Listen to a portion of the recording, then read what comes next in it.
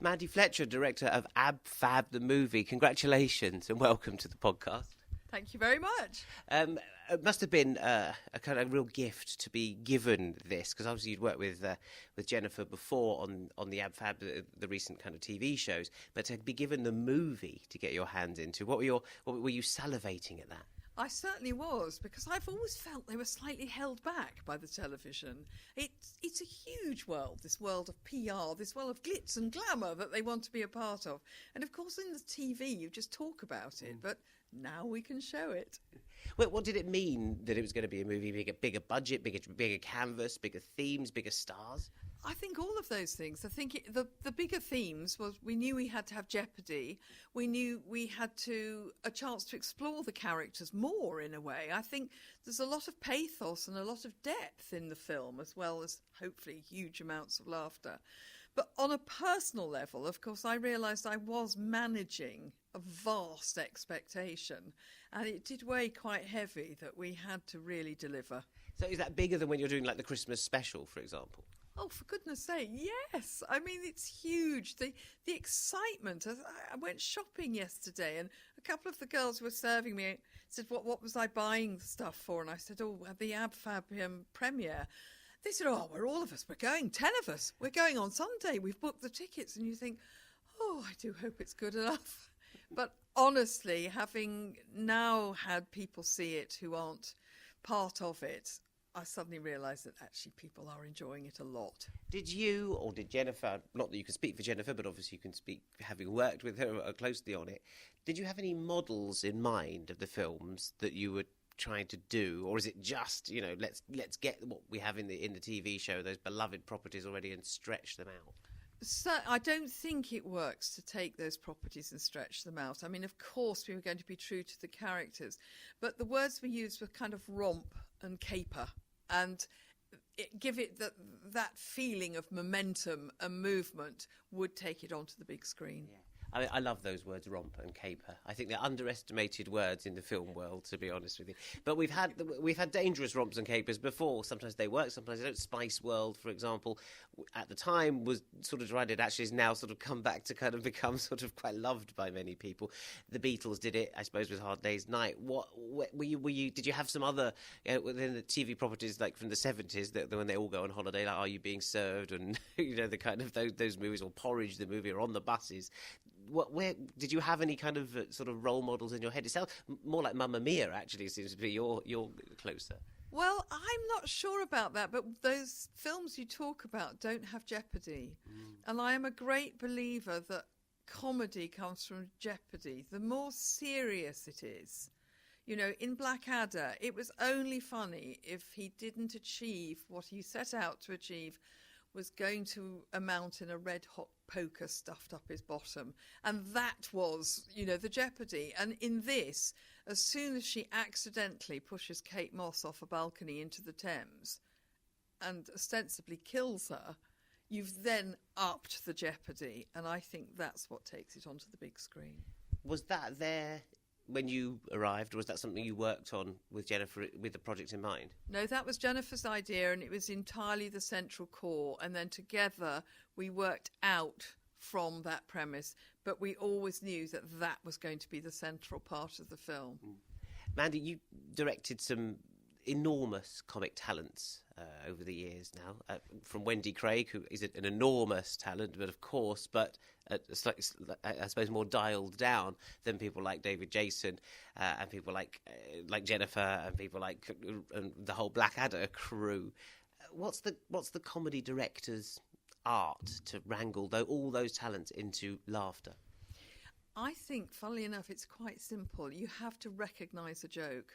If you can recognise the joke, then you can always put the camera where it will be seeing it best, and you know what's funny. I always feel I am that audience behind the camera, and therefore if I keep a controlled playground for everyone to have a play in, once we've got what we absolutely need, then they can improvise. But as long as everyone feels safe to experiment and have a good time. I have a lot of laughter on my set and always will. Comedy isn't a serious business. That's a very good mantra going forward. How much of Ab Fab was there with Jennifer's script? Obviously, she's got it kind of down to a T with the relationship, certainly with Joanna as Patsy. But how much room for their improvisational skills do you allow? Well, what we shoot is we shoot the script, and that is always there. And sometimes we've changed the script that morning. Sometimes we've sat in the caravan together and said, perhaps we could do it this way, perhaps we could do it that way. But we always shoot that first. But from that, people bring stuff. I mean, what is the point of having Chris Colfer in it if you don't allow him to bring something to it? And it's being able to manage that experience so that it doesn't get out of control. You have everything you want, but you've allowed people to have a good time as well. But comedians have massive egos, and massively sensitive egos. I mean, you have a clear skill of being able to say, that's funny, that's not so funny. How do you manage that and yet keep them coming back to kind of try for more? You have the confidence to go for another gag. It's extreme. It's actually rather difficult to sort of put in words. It's just an instinct. And they're all very different. You know, some want to be the centre of attention. Some are very depressive and need encouragement and helping on. And I think that is just the skill, is to spot the moment, fill it, get it going, just keep that set moving. It's brilliant. If I speak, the comedy directors are few and far between, and it's a difficult skill.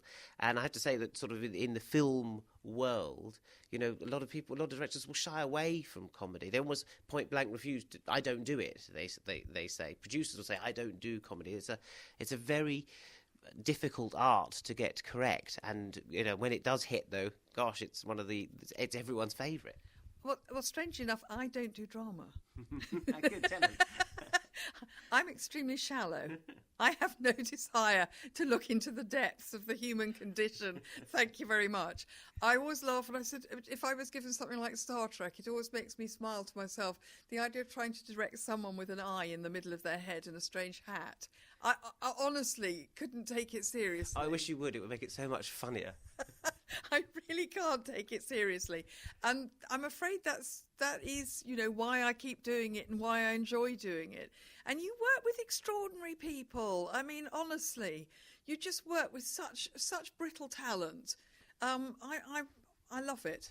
You say that. I'm a massive believer in comedy actually being a very good gateway to the human condition, either through a red hot poker up the bum, as you mentioned earlier, or through something sort of more deeper. And certainly in Ab Fab, you've got themes of friendship, you've got themes of growing old, dysfunctionality, family. They really do creep in. I mean, these characters in the film get, as you say, they get deepened. They get the frayed edges, the human kind of frailties do crack in, and we see behind the makeup a lot more.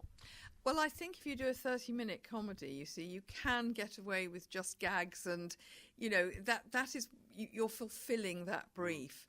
But you're right, a film has to be so much more, and that's why we did explore the relationship with Safi and her mother, and give Safi an escape. It's still very modern. I mean, Safi's still living at home like most people in their 30s or whatever. You know, it is, but there is a poignancy in it that I think a film allows you. And also to see two women of a certain age cavorting, capering, romping across the screen, to use your words. We don't get to see that very often, I'm afraid. I don't think you ever get to see it at all. I mean, when do you see a film where women are not married or talking about their husband or lawyers or doctors, but to see two sort of late middle-aged women being themselves and expressing a friendship? It is actually, I must say, making the film, of course, I'm just looking for the laughs and looking for how to make it better all the time. And it's only just this week, really, I've sat back and thought, do you know, this is unique. I think it's wonderful, and I love the way people are getting behind it. You do know that obviously the people are going to dress up and go to it like they did with Sex and the City, they did with Mamma Mia as well. But you're part of that. But it's I mean that for cinemas, I have to say, is fantastic business. It's a fantastic kind of thing to see coming together around a communal kind of construct, particularly in this kind of fractured kind of week that we're having. And also, I was terribly aware that the comedy needed to be layered, because I hope people will see it again and again and will notice something going on in the background, or notice a cameo that they didn't notice the first time around. And it gave me all those, tools to be able to play like that. There's the other thing, directing cameos. I mean, I talked about directing egos and herding those kind of comic sheep, but directing, I mean, there's more. I think it might have a record actually on your hands for the number of celebrity cameos stuffed into this. As a director, that's another skill. Here they come, the cameo, which comes with his own or her own kind of ego and joke or whatever. You bring them on. I suppose you have to welcome them in for the hour they're on set and do their gag, and then off they go again. Well, the wonderful thing about AbFab is they all want to be there. For a kick-off, they all actually want to be there. So that works fine. And Jennifer and I soon realised that actually just give them very little.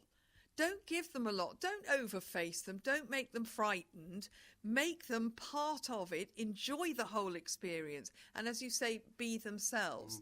And certainly I was very aware, of course, that they also have a very short attention span. So on something like the fashion show and the red carpet, we had to work like the clappers.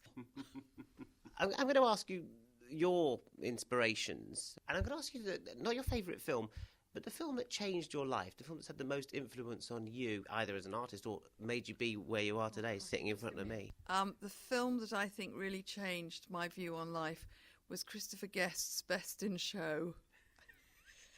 I think that's wonderful. And what I do on Christmas Eve is everyone goes away and I sit and have my own private viewing, yet again, of Best in Show.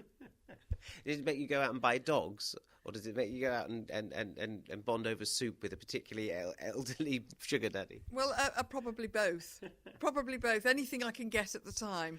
But it just appeals to me. It's just a glorious, glorious...